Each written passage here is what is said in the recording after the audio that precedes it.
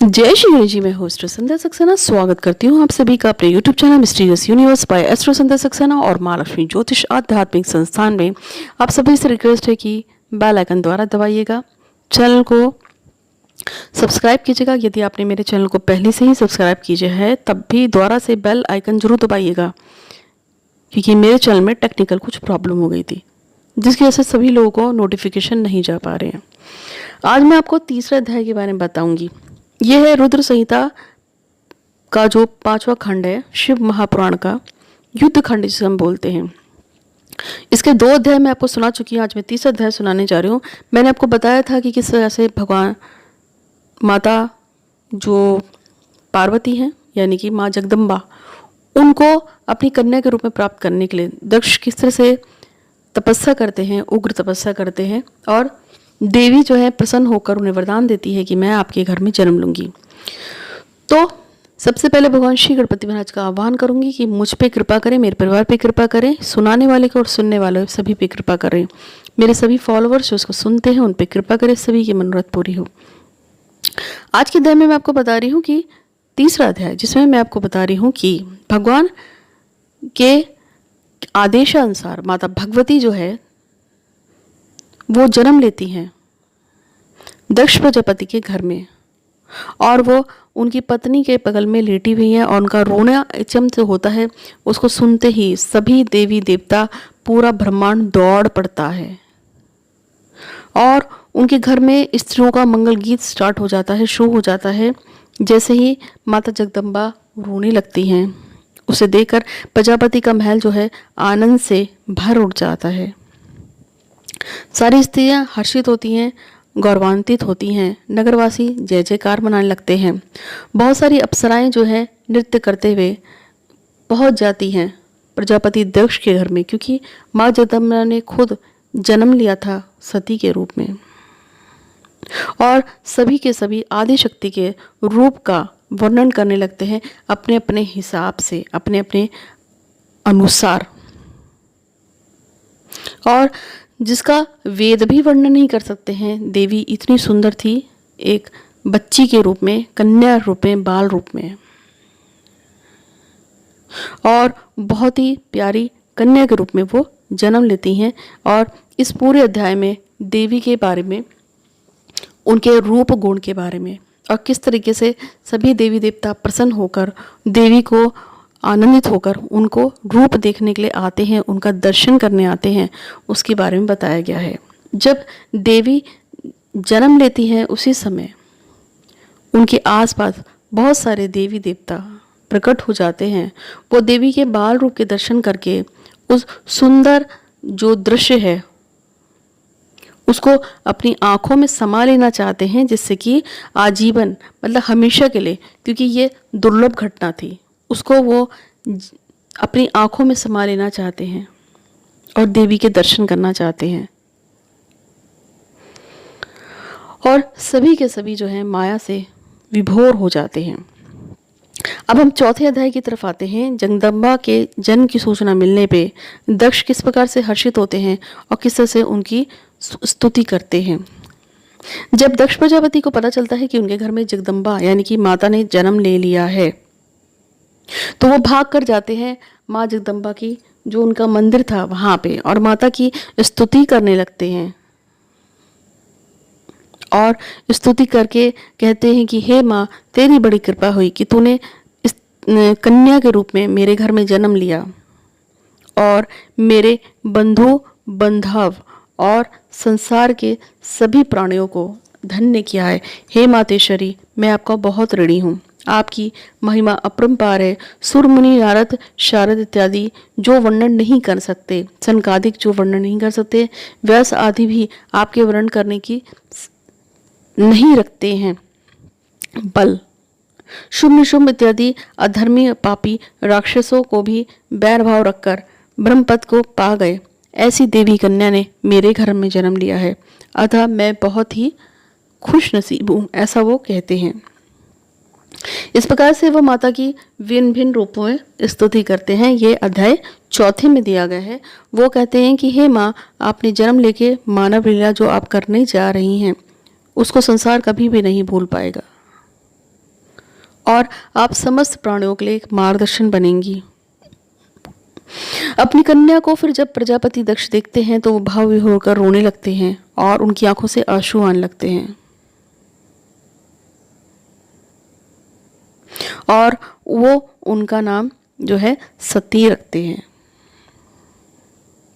इस प्रकार से वो उसकी प्यारी सी मुस्कान को देखकर अपने दिन को देखते हैं और चंद्रमा जो महल में निकलता है दूर आसमान में, वो भी माँ भगवती के रूप को देखकर शर्मिंदा हो जाता है। तो ये था आपका अध्याय 4। अब मैं आती हूँ अध्याय 5वें की तरफ, जो रुद्र संहिता का है, जिसमें ब्रह्मा तथा नारद के कहने पर जगदम्बा शंकर जी से विवाह के लिए उपासना के लिए तैयार हो जाती हैं। अब ब्रह्मा जी बताते हैं कि हे नारद सुनो, माँ सती जो है वो अपने पिता दक्ष की गोद में बैठी हुई थी और तभी नारद वहां पे आते हैं और उनको देखकर वो उनको प्रणाम करती है। दक्ष सती से कहती हैं कि पितामह को प्रणाम करो, कहने के अनुसार उसमें हमें भी भक्ति का प्रणाम करना चाहिए। यानी कि वो कहती हैं प्रणाम करो किसको? नारद जी को। अब नारद जी कौन थे? नारद जी तो शत्रु हो गए थे ना दक्ष प्रजापति के, क्योंकि उनकी वजह से उनके 10,000 जो बालक थे वो वैरागी हो गए थे।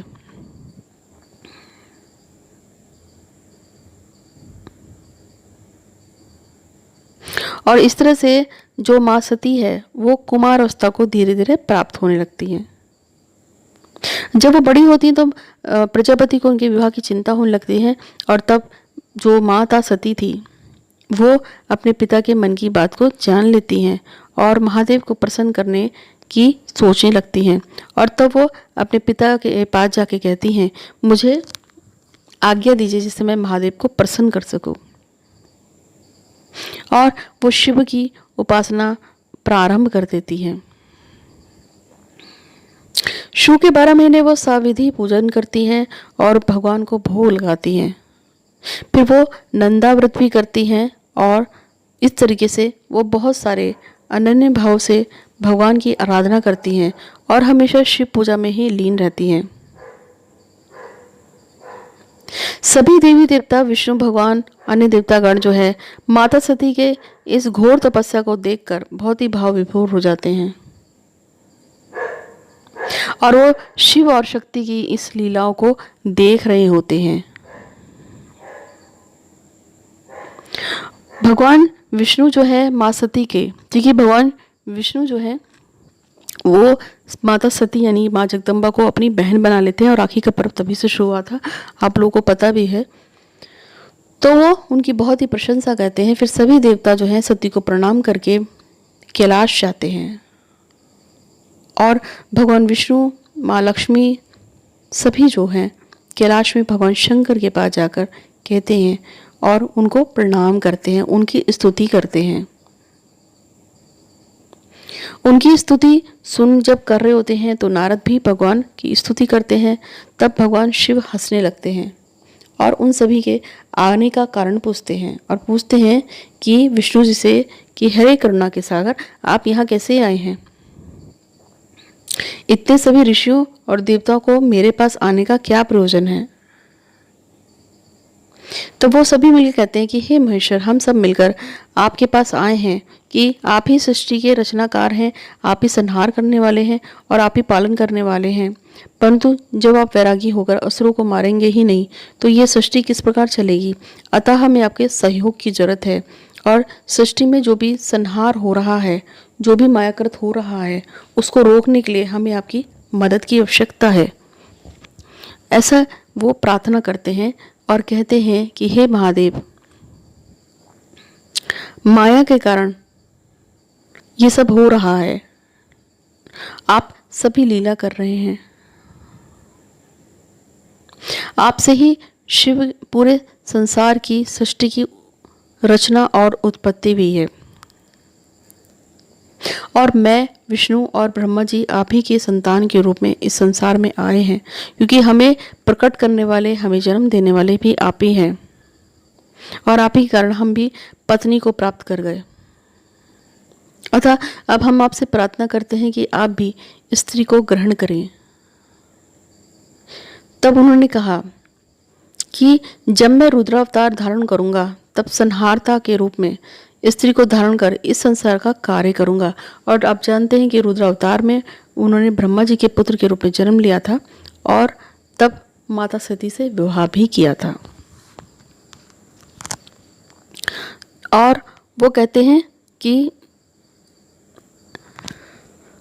अब वो समय आ गया है जब आप माता से विवाह करें, जो बहुत टाइम से तपस्या में विलीन है। तब सदाशिव कहते हैं कि मैं विवाह बंधन में बचने का कोई भी इच्छुक नहीं है, ना ही मेरा इसमें रुचि है। मैं तो वैरागी हूँ, लेकिन अपने कथानुसार मैं संसार के कल्याण के लिए हमेशा ही लगा रहूँगा और अपने वचनों को सर्वदा ही मानता रहूँगा। और अगर आप मुझसे हट करेंगे तो मैं अपने भक्तों के अधीन रहता हूँ, अतः अपने भक्तों के लिए मैं विवाह भी कर लूँगा। और इस तरीके से वो बोलते हैं। तब विष्णु जी कहते हैं कि सबसे पहले आप उस योगिनी जो आपकी तपस्या में लगी हुई है उसकी तरफ देख तो लीजिए, उसको तेज को देखिए। तो भगवान शिव कहते हैं कि जब मैं कामासक्त हो जाऊंगा तब कामनी जो मेरी तपस्या कर रही है, तो जब मैं योगी बन गया हूँ और वो योगिनी बन जाए, यानी कि यदि मैं योगी हूँ तो वो भी योगिनी बन जाए, जब मैं कामनी हूँ तो वो भी कामनी बन जाए, ऐसा होगा तो सबका भविष्य चौपट हो जाएगा। मेरे कार्य में विघ्न मत डालो, क्योंकि मैं काम वासना के लिए नहीं हूँ, ऐसा भगवान शंकर कहते हैं। और कहते हैं कि ब्रह्मा विष्णु महेश तीनों की महाभाग शिव के ही अंग हैं, अतः इन सब का चिंतन करना चाहिए। अतः मैं अवाहित ही रहना चाहता हूँ। मेरा विश्वास ही मेरी योगिनी है, ऐसा कहके भगवान जो हैं अपनी आंखों को मूंद लेते हैं और उसके बारे में सोचते रहते हैं।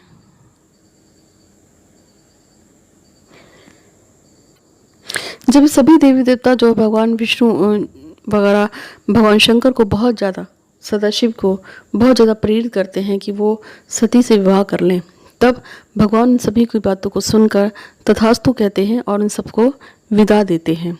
तो इस तरीके से मेरा यह अध्याय यहाँ पूरा होता है। उम्मीद है कि आपको ये वीडियो अच्छा लगा होगा। अच्छा लगा है तो लाइक कीजिएगा, शेयर कीजिएगा और हमेशा खुश रहिए। शिव पुराण सुन लेने से बहुत कार्य संपूर्ण होते हैं। तो आज के लिए बस इतना ही। धन्यवाद।